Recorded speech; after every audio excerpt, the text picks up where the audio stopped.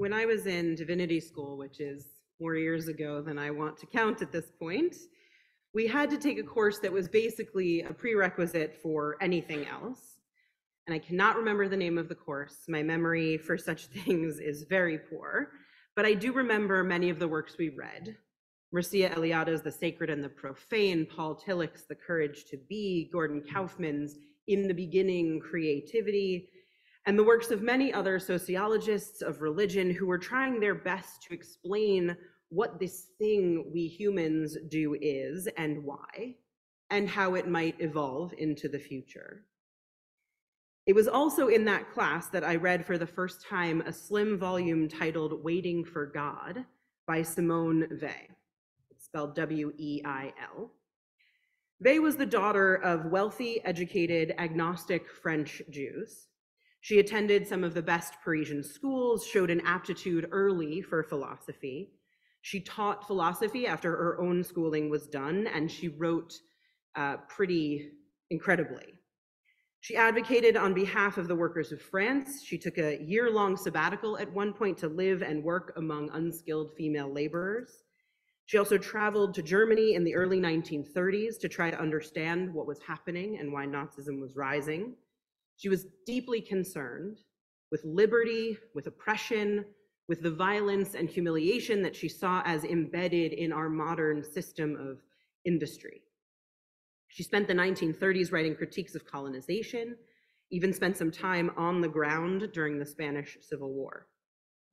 Interestingly, in spite of her secular Jewish upbringing, Weil developed some deep interest in Christianity. A few incidents in churches with Gregorian chant and in encounters with poetry brought her closer to prayer, to God, to Christ. At one point in her life, she would consider baptism, though she never underwent it. In the late 1930s, her family left Paris and went down to Marseille, and they joined the French resistance.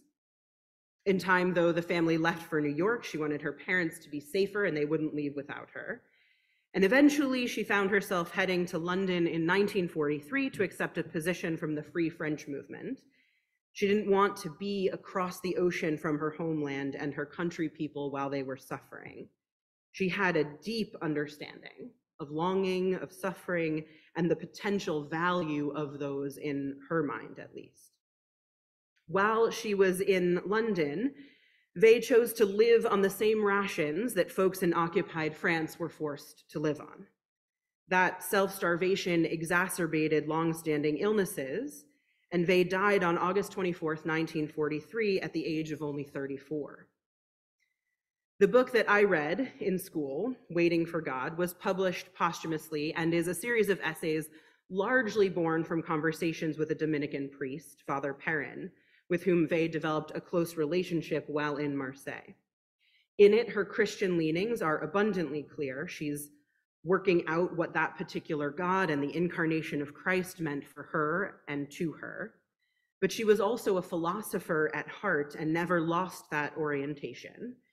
And her commitment toward empathy for her fellow people and a sense of obligation to right the wrongs in the world is clear in her work. At the center of the human heart, she wrote, is the longing for an absolute good, a longing which is always there and is never appeased by any object in this world. Now, we might debate that second half, right, that it can't be appeased by an object in this world, but that first half resonates with me at least. At the center of the human heart is the longing for an absolute good. And this longing, Weil contends, carries with it a sense of obligation. She writes, a number of obligations is obtained by conceiving the earthly needs of the body and of the human soul. So Weil had a notion of our interconnection. She wrote and declared, the needs of a human being are sacred. And then she lists the earthly needs and also the spiritual needs. This is in one particular essay, and I will not review for you every single thing she lists. You might imagine that among the earthly needs are air and food and water, shelter and rest. The spiritual needs, she constructs in opposites, a philosophical concept that she viewed as generative ever since her own schooling. In her contradictions, she lists the needs for equality and hierarchy, obedience and liberty, solitude and social life, disciplined participation in a common task of public value, and personal initiative within this participation. I will tell you her work is challenging, it's fascinating, it was long ignored, though did get some recognition from the likes of T.S. Eliot and Adrienne Rich, and over the years, she has come into greater public view.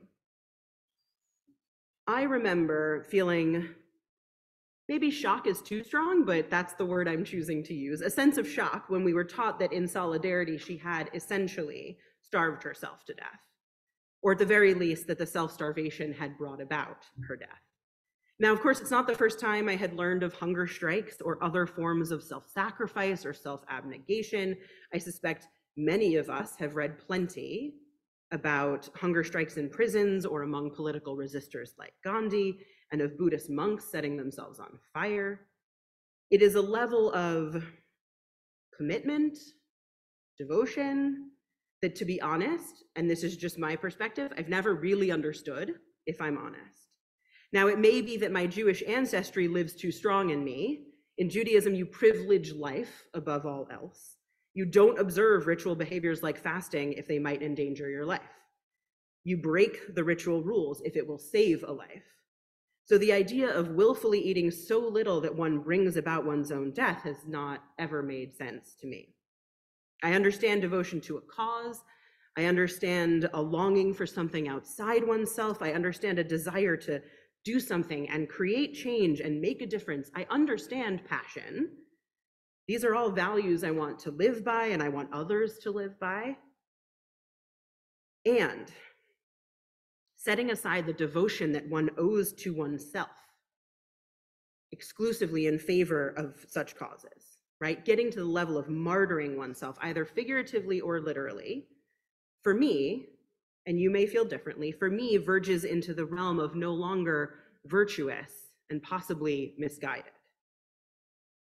This week, on the 22nd, Ramadan begins. Ramadan is a time, as our reading noted, of reflection and return. It celebrates when God revealed the Quran, the holy book of Islam, to Muhammad. Islam, of course, is a monotheistic tradition observed by millions around the world. The Prophet Muhammad and the holy book are central to Islam, but so too is ritual practice and deep belief. You may remember that Islam has what are termed 5 pillars, 5 ritual duties required of every Muslim.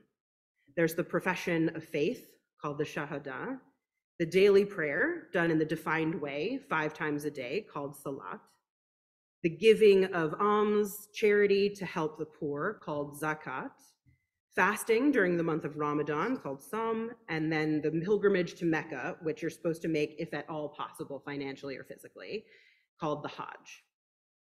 So Ramadan and the fasting that it calls for is one of those 5 pillars.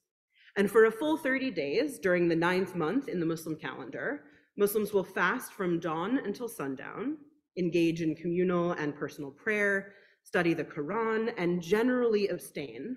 So abstain from sexual activity, from impure thoughts, from unkind thoughts, from lies, from anything immoral. And each night after sundown, or at sundown, the fast is broken in celebratory fashion with friends and family, sometimes in the mosque, sometimes at home.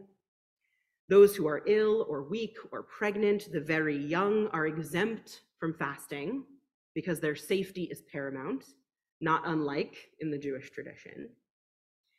In our reading this morning, Summer Albayati articulates a holiness in suffering that we could well imagine Vey articulating.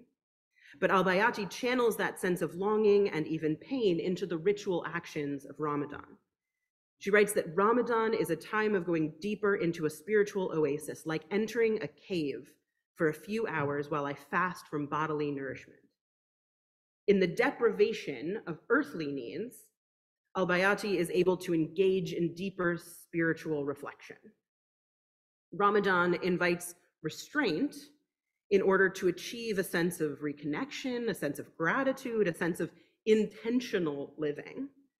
Self-restraint is common across many religions, but there is a really big distinction between self-abnegation and self-restraint. There's a difference between starving oneself to death and ritualistically fasting and then eating in celebration. Both recognize the dual needs of human beings, earthly and spiritual, but one prizes life and counts devotion to life as a spiritual value. Albayati writes that Ramadan becomes a beautiful reminder to return to myself and remember who I truly am and what the divine is calling me to become. Ramadan is not about deprivation for the sake of martyrdom or pain or agony. It's about cultivating a freedom to focus on other things while always coming back to attend to the earthly and the bodily. It is, in some sense, a way to deepen the relationship not only to the spiritual or the other for which one longs, but also with oneself, to remember who I truly am and what the divine is calling me to become. Perhaps some of you are thinking to yourselves that this is also the season of Lent, another time of fasting, of self-restraint, of intentionally thinking of things beyond the physical and the earthly. Lent takes place during the 40 days leading up to Easter. It commemorates the 40 days that Jesus supposedly spent fasting in the desert, being tempted by the devil before going on to his very public preaching career. One might deem it a time of spiritual maturation or preparation, a time that perhaps allowed Jesus to crystallize what he intended to go out into the world and preach. While these days there are trends to add practices during Lent, doing a daily devotional or engaging in volunteer work each day, historically, Lent was a time for fasting, in the expansive sense that Islam views that word as well. Folks raised Catholic, as my father was, might remember like strict no-meat Fridays, maybe, or before 1966, even greater levels of fasting with only one meal being condoned each day. I remember Catholic friends growing up engaging in that giving up of something considered a vice, right? So some of them would give up chocolate, or others television, or others gossip, right? Whatever form of Lenten fast one is familiar with, the ritual principle is clear. Some amount of self-deprivation affords a chance to connect with one's body, with suffering, with spirit in a new way, but never to the point of actual damage to one's person. I've been thinking about about Ramadan, about Lent, about the ways that ritual has been used for millennia, and what we can understand from such rituals that ask folks to put themselves in positions of privation intentionally. Intentionally, but also with care. And I think the wisdom I glean here is that while devotion to a cause, a god, a ritual, a movement, a protest, a people is all good, unless it's tempered with devotion to oneself, devotion to life itself, it can become dangerous. That restraining our bodily needs at times can offer chance for renewal if that's the object, right? Renewal, not ending. That we are not only allowed to, but we are absolutely called to offer ourselves enough love and care and devotion that we don't lose ourselves in the causes we are devoted to. And sometimes that means scaling back so that we can meet our spiritual needs, but it also means always coming back home to tend to our own bodily needs.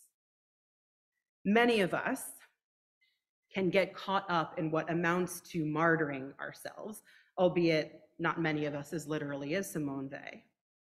But how many of us have said, I can't take that overnight trip I want to take because I can't possibly leave my children? Or, oh, I can't take that day off that I really need because work would fall apart without me. Or how many of us have looked at others and judged them saying, they don't work enough, they spend too much time taking care of themselves. Or how could that person not be volunteering or protesting the way that I am when there's so much work to be done in the world? How often do we doubt ourselves or work ourselves to the bone or look down on others for engaging in the self-care we wish we could engage in?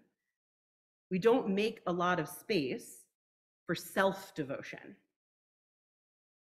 Did any of you chuckle when I read the title of our first reading, Megan Married Herself? because I totally did when I first read it. I was like, oh, that's goofy. But there is a deep poignancy to this poem, I think. This picture is painted of Megan. They're making vows into a mirror, and we can imagine what those vows might have been. I promise to take care of me. I promise to treat me gently. I promise to be honest with me. I promise to love me in all the ways that change a heart. We can imagine what Megan vowed to Megan, and then taking herself by the hand and moving out onto the dance floor, leading and following, celebrating her commitment to herself. And then that line, not a soul questioned their devotion. Would that someone might say that about us one day. Not a soul questioned their devotion to family, to life, to friends, to the causes that matter most, to the things of deepest concern, to the joys of being human, to themselves, to making the most of this life we're given. I am not advocating selfishness, whatever that even means. I'm not advocating martyrdom. I'm advocating something that lies in the middle. A true love of self and a true love of others. A true love of this earth of which we are a part, a true love of truth, a true love of humanity and of community, a true love of depth. All of those taken together, I think, form the best kind of devotion, a devotion that engenders a life of care and passion and change-making, a life worth living. I know that every single one of you has passion for things beyond yourselves, for your pets, your children, your work, for justice in the world. And I guess my question this morning is just, do you balance it with devotion to yourself? And if you're not sure, then how might you? This week, when you find yourself in front of a mirror, you don't have to marry yourself, but maybe ask yourself how you're gonna live devotion. What is it you vow in this life? A vow to yourself, a vow to the passions beyond yourself. Express them aloud. Do both so you have balance, but don't forget yourself. And then the somewhat harder part is try to keep those vows. That's the work of living. May we ever try to offer ourselves and our passions our full devotion, living lives of value and of meaning. So may it be.